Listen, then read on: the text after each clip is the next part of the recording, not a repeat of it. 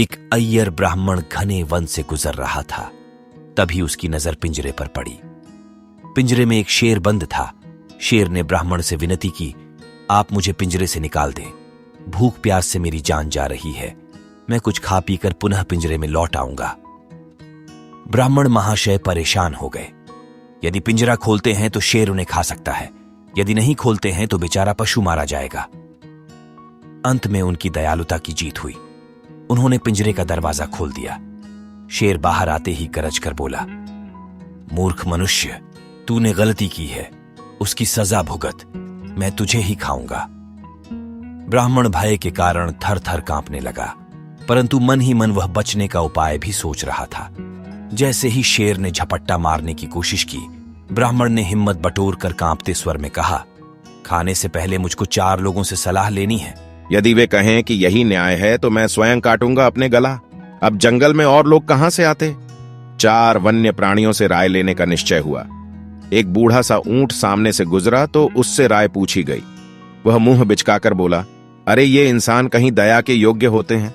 मेरे मालिक को ही देखो, मैं जवान था तो खूब काम करता था, अब शरीर में ताकत नहीं है तो वह मुझे डंडों से मारता है। शेर की आंखें खुशी से चमकने लगीं, किंतु अभी 3 जजों की सलाह और लेनी थी।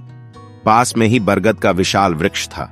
उसे भी अपने मन की भड़ास निकालने का अवसर मिल गया। लंबी बाहें फैलाकर बोला, मनुष्य बहुत लोभी होता है। सूरज की तपती धूप से मैं इसकी रक्षा करता हूं। सारी दोपहर मेरी छांव में बिताकर वह शाम को मेरी टहनियां काट कर ले जाता है। मेरी राय में तो सभी मनुष्यों को जान से मार देना चाहिए। यह उत्तर सुनकर ब्राह्मण की आंखों के आगे अंधेरा छाने लगा। तभी ढेंचू ढेंचू की आवाज सुनाई दी। ब्राह्मण को कुछ आशा बंधी। एक लंगड़ा गधा रेंगता हुआ उसी ओर आ रहा था। शेर ने उनसे भी प्रश्न किया, क्या वह ब्राह्मण को खा सकता है। गधा जी तो पहले से ही जले भुने बैठे थे, शायद अभी पिटाई खाकर आ रहे थे। गुस्से से भरकर बोले, देखो ना, मैं दिन भर मालिक का बोझा ढोता हूं, मैं उफ तक नहीं करता। जो भी रूखा सूखा मिल जाता है वह खुशी से खा लेता हूं, पर आज, कहकर वह रोने लगा। शेर को गधे से क्या लेना देना था। उसने अपना प्रश्न दोहराया, क्या ब्राह्मण को खा लूं। गधे ने आंसू पोंछकर कहा, अवश्य मेरे मित्र, इसे बिल्कुल मत छोड़ना। इन मनुष्यों ने हमारी नाक में दम कर रखा है। अब एक ही पशु की राय और लेनी थी। शेर की निगाहें तेजी से इधर उधर दौड़ने लगीं।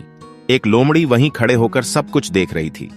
वह पास आई और बोली, फैसला तो मैं कर दूंगी, पर पहले अपने अपने स्थान पर खड़े हो जाओ।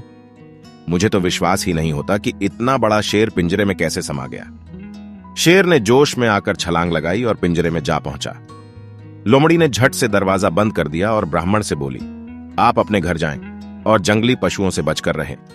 इस शेर की हरकतों से तंग आकर ही इसे बंद किया गया था। आगे से बिना सोचे समझे कोई काम मत करना। ऐसा कहकर लोमड़ी जंगल में लौट गई।